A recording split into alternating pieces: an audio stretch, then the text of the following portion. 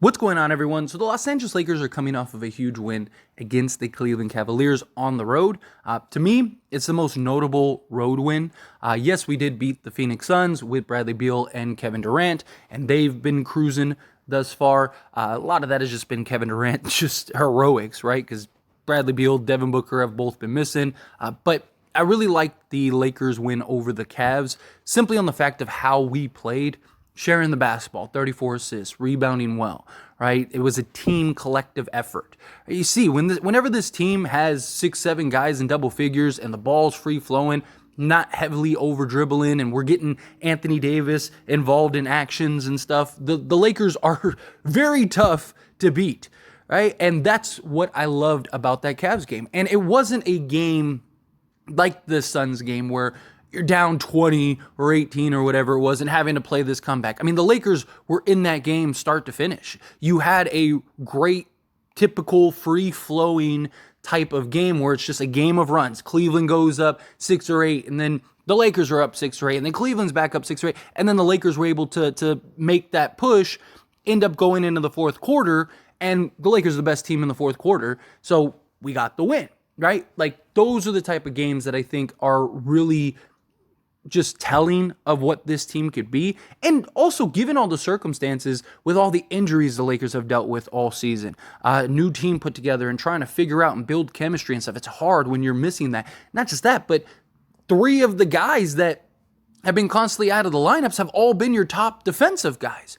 Right now, you have Cam Reddish. You've had Jarred Vanderbilt all season. You've had Gabe Vincent pretty much the whole season. He played, 3 games, 4 games?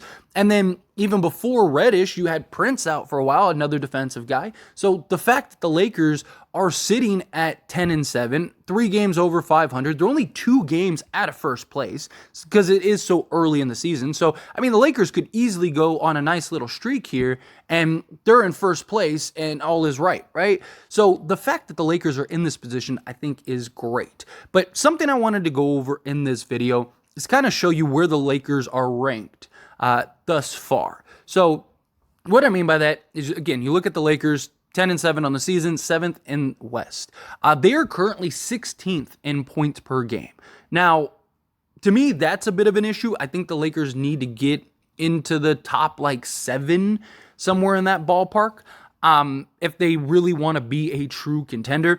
I think a lot of that has just been poor shooting, especially to start the season. The Lakers have been better.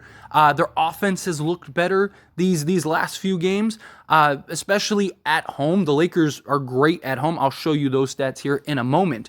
But I do think once everyone's healthy, I understand guys like Cam Reddish, Jarred Vanderbilt, they're not going to really help with the offensive side of things, scoring the basketball, but they will help in ways that will translate to offense, right? So if Jarred Vanderbilt is getting steals, as does Cam Reddish, or getting defensive stops that get more offensive possessions, which then that leads into more buckets, which leads to higher scoring totals, rebounding. How many times have the Lakers just gotten heavily out rebound on the offensive glass? Jarred Vanderbilt's a guy that'll go give you 7 defensive rebounds a game and even a couple offensive rebounds. Well, that, again, leads to more possessions, which leads to higher point totals, right? So, yes, Jarred Vanderbilt, Cam Reddish, Gabe Vitt, these guys will help in the offensive department. They're just not the scorers that we're counting on. Austin Reeves seems to kind of be getting back into his flow. If that continues, that would be great. D'Lo has been better as of late. I know he wasn't great last night, but he's been better.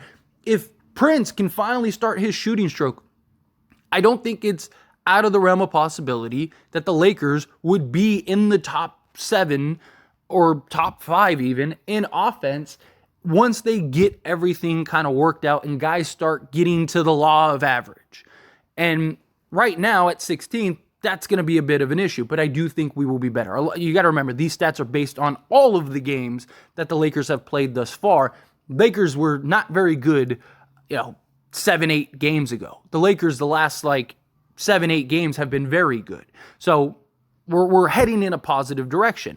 Our rebounds per game, we got to pick that up. Again, a lot of that was not getting defensive rebounds, just not hustling, which we've seemed to clean up a lot more than we have in the previous game, especially during this last, like I said, 8-game stretch.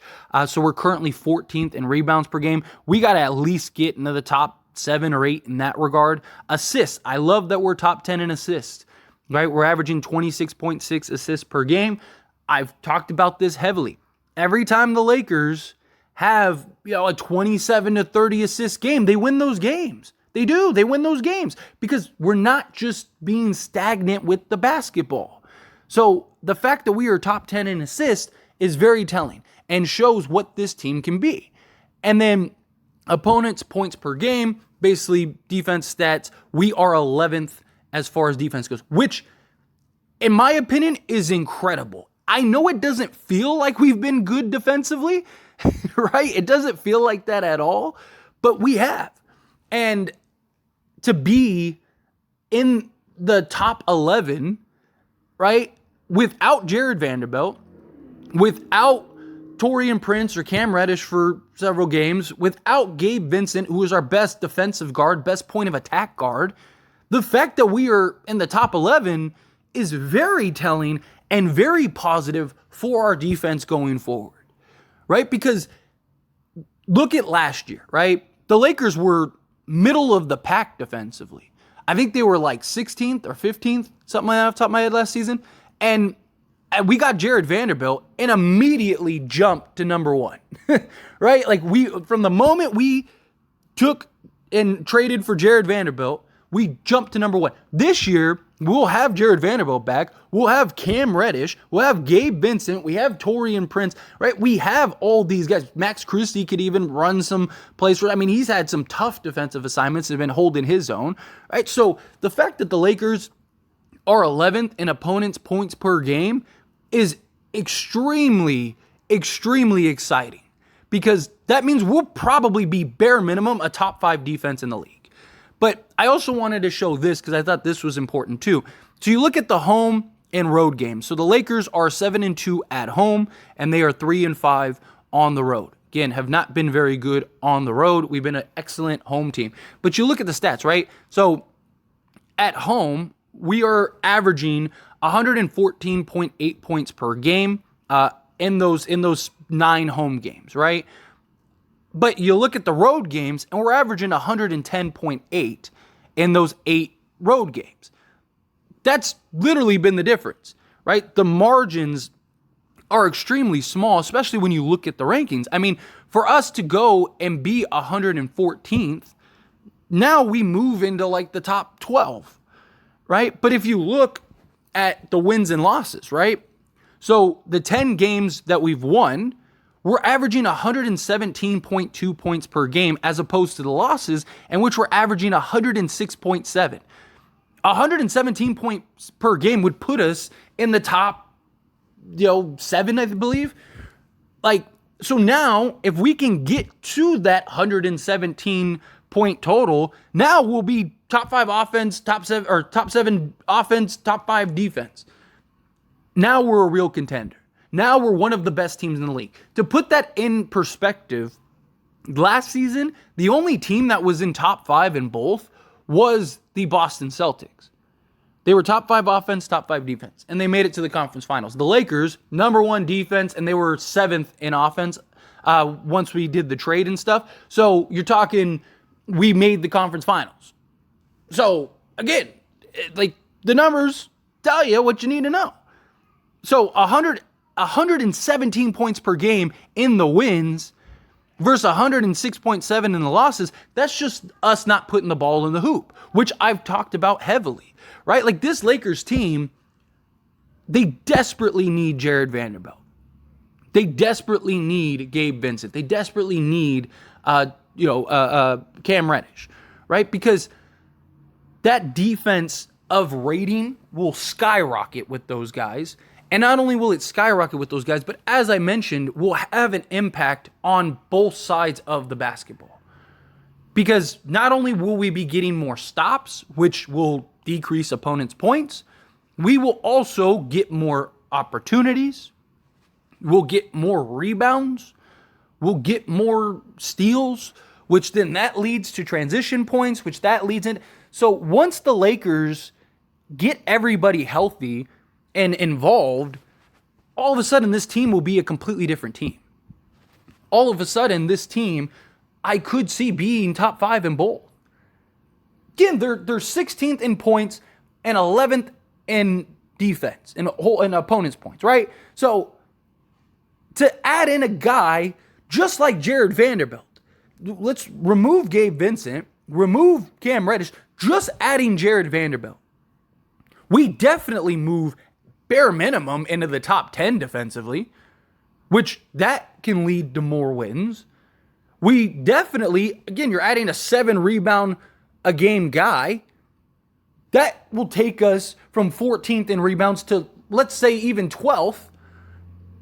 Right? So now, all of a sudden, you have 2 stats that are going to lead to more points that are going to lead into more wins. And then whatever Jarred Vanderbilt provides on the offensive side, right? Let's say he gives you another 7 points per game, then that raises your point total. You become a better transition team. You become a better point of attack team. You become a better rebounding team. You become a better offensive productive team. You become a lot of things just simply by adding Jarred Vanderbilt. Again, Jarred Vanderbilt isn't the savior. He's not the cure-all. He's not the guy that's going to come in and now the Lakers are the best team in the league. But Jarred Vanderbilt is impactful enough to where he can make us one of the better teams in the league. Then you add in Cam Reddish, who has been fantastic, leading the league in deflections, has been absolute menacing on the defensive side of the ball, averaging 3 steals a game, which leads to transitions, which leads to more basket opportunities, you add these guys, the Lakers become that much better. So now we move from, let's say, top 10 to top 5, right? Or let's say top 7, right? And then you add in Gabe Vincent, who again, best point of attack guard, best on-ball guard, best defensive guard we have. Boom, now you're top 5 defense minimum.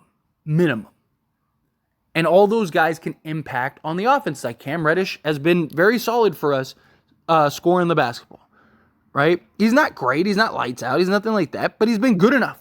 He's been good enough to keep him on the court and utilize his defense. Gabe Vincent has been atrocious shooting the basketball. He's 1 of 15 from 3 before he got injured. If he can get back to shooting even even league average, guess what? That's more points. That's more everything. The Lakers, if they continue to trend in the offensive area, that's where I think the trade may be necessary, right? Like the Lakers are looking internally right now before they really make a move on a trade. Because again, like how do we know, what if our offense does get solved because we get all these guys, right? So another thing that's worth noting is when Jarred Vanderbilt and guys like that come back, they make up for so much ground defensively, especially Jarred Vanderbilt, that it takes so much pressure off of D'Lo, off of Reeves, off of Prince, off of these guys, to where now they can be more productive offensively.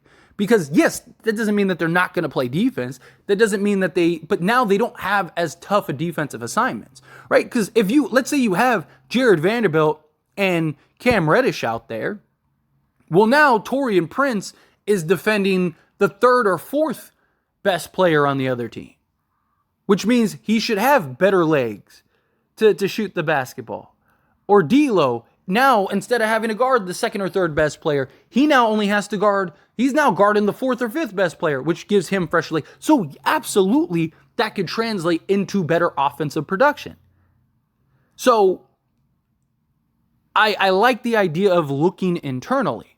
But if let's say we jump to top 5 defense, but we're still like 13th in offense or something by the trade deadline, I definitely think you need to go make a move for DeMar DeRozan and Zach LaVine. I still like the idea of going and getting DeMar DeRozan more than LaVine. I know LaVine would fit more pieces or check more boxes off the checklist, but DeMar DeRozan you could get without having to sell the farm. Where LaVine, I mean, you could get DeMar DeRozan, Andre Drummond, and Alex Caruso all for the price of Zach LaVine. I would rather go that route than just sell the farm for LaVine. But I still like the idea of getting one of these guys. But if we're not in the top 10 at least offensively come the trade deadline, then the Lakers are going to have to go and get one of these guys. They're going to have to, because that means our other guys are not being consistent enough to where we're going to need one of these guys' offensive production come playoffs, right? We'll be able to skate by and get through the regular season, but come playoffs, you're going to desperately need one of these guys. If guys aren't playing to the level that we need them to play on the offensive end. So luckily we still have plenty of time to figure that out, but I just wanted to show this to people because the Lakers, they're a lot better than people think, a lot better than advertised. So just something I wanted to put out there for everyone. But anyway, as always, this is a discussion, so I pass the question on you. Let me know your thoughts and opinions down in the comments below. What do you think? What do you think of this information? Do you love it? Do you hate it? Do you think we'll move into the top 5 defensively? Do you think we'll move into the top 5 to 10 offensively? How do you feel? What your thoughts are? Let me know down in the comments below.